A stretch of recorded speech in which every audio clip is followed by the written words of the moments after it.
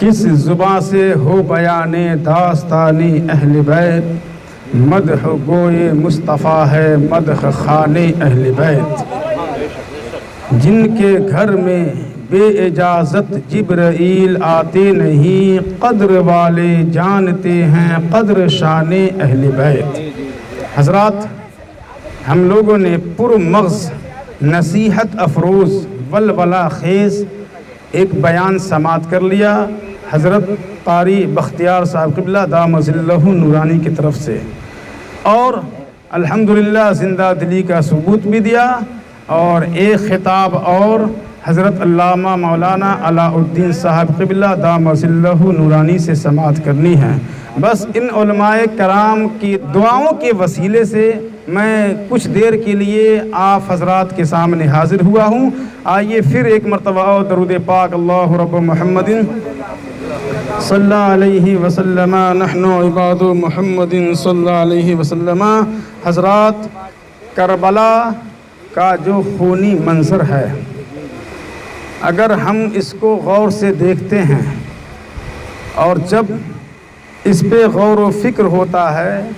تو سچائی یہ ہے کہ کربلا نہ کبھی بیان ہوا ہے اور نہ ہو رہا ہے اور نہ قیامت تک کما حقہ بیان ہو سکتا ہے۔ یہ حسین کا ذکر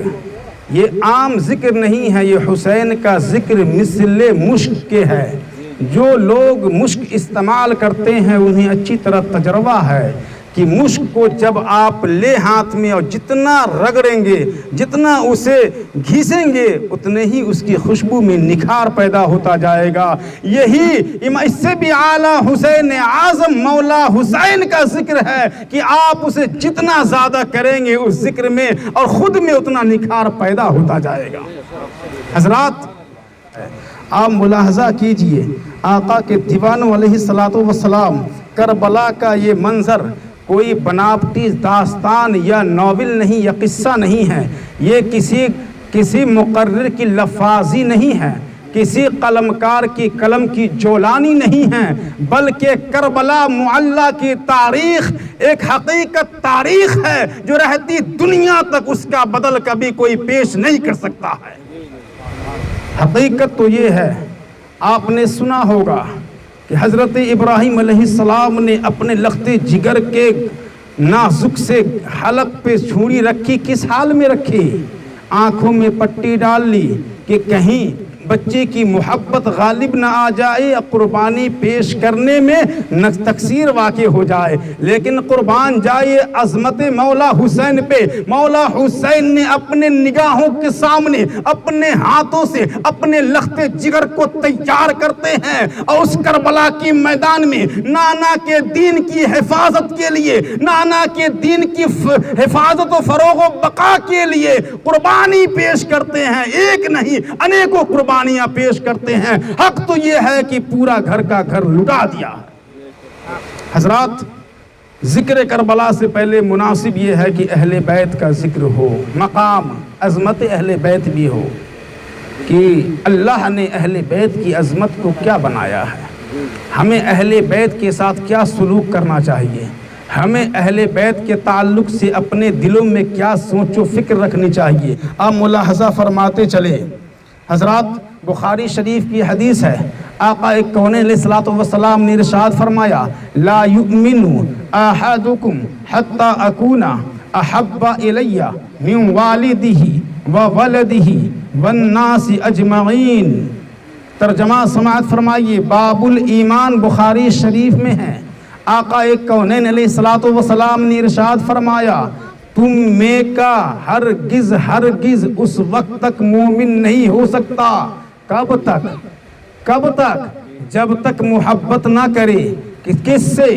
جب تک محبت نہ کرے رسول خدا سے، جب تک محبت نہ کرے یاسین و طٰہٰ سے، جب تک محبت نہ کرے مزمل و مدثر سے، جب تک محبت نہ کرے رحمت للعالمین سے۔ کتنی محبت اگر آگے کا بیان نہ ہو، کتنی محبت اگر اتنے ہی پہ اختتام کر دیا جائے تو کچھ لوگ یہ سوچ سکتے ہیں کہ ارے نبی سے محبت کی بات آئی ہے، محبت کرنا ہے، چلو ایک دوست کی طرح محبت کر لیتے ہیں، معاذ اللہ چلو ایک بھائی کی طرح محبت کر لیتے ہیں، نبی سے محبت کی بات آئی ہے، نبی کے آل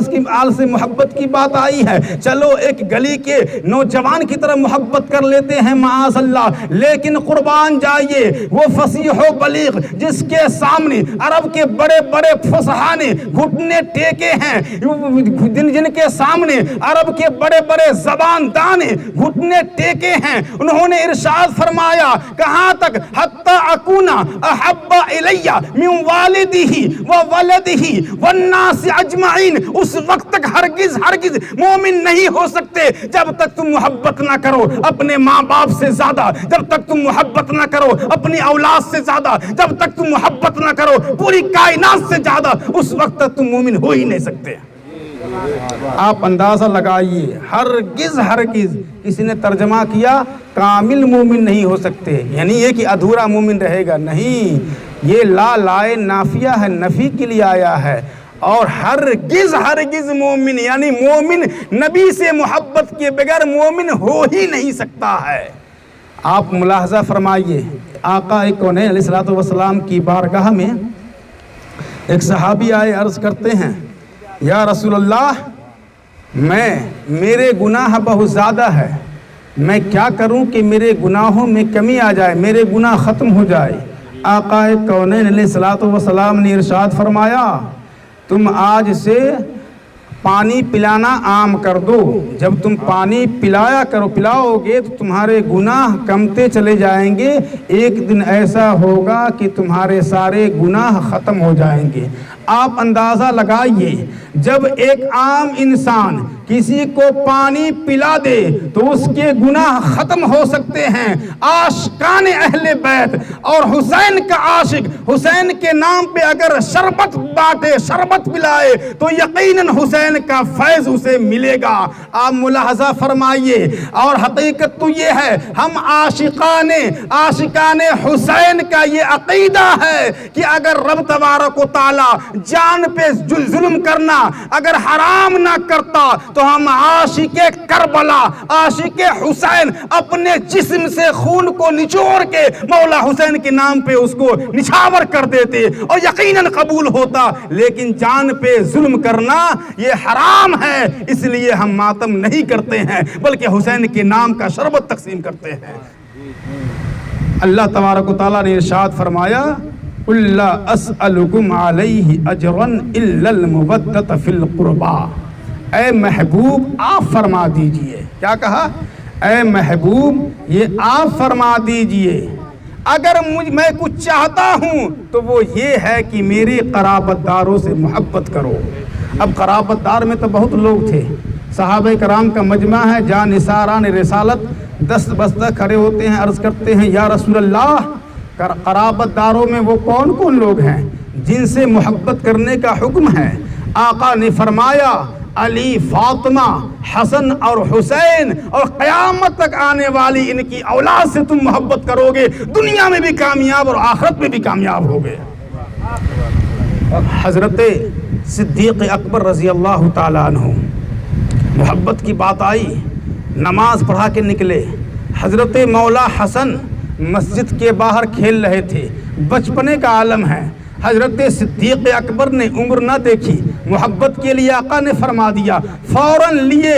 اور گود میں اٹھا کے کاندھے پہ رکھ لیا اور مدینے کی گلیوں میں گھومنے لگے۔ کس صورت میں؟ آپ ضعیفی کی عمر میں ہیں، آپ کے بال اور داڑھی سفید ہو چکے ہیں، یہ چھوٹا بچہ ہے، اس طریقے سے رکھا کہ ایک پیر ایک سینے پہ، دوسرا پیر دوسرے سینے پہ، پوری گلیوں میں چکر لگانے لگے۔ کسی نے کہا او صدیق، آج کے دن تم سب سے افضل ہو نبی کے بعد، تم نبی کے بعد سب سے افضل ہو، اور اس بچے کو لے کر کے تم گلیوں میں گھوم رہے ہو، آج تک میں نے تمہیں اپنے بچوں کو لے کے گھومتے ہوئے نہیں دیکھا، لیکن تم حسن کو لے کے گھوم رہے ہو۔ تو حضرت صدیق اکبر نے ارشاد فرمایا او کہنے والوں سنو، یہ کوئی نئی بات نہیں ہے، میں نے ایسا کرتے ہوئے نبی پاک کو دیکھا ہے، میں اس لیے کر رہا ہوں۔ آپ اندازہ لگے، محبت کی بات آئی، یہ نہیں کہا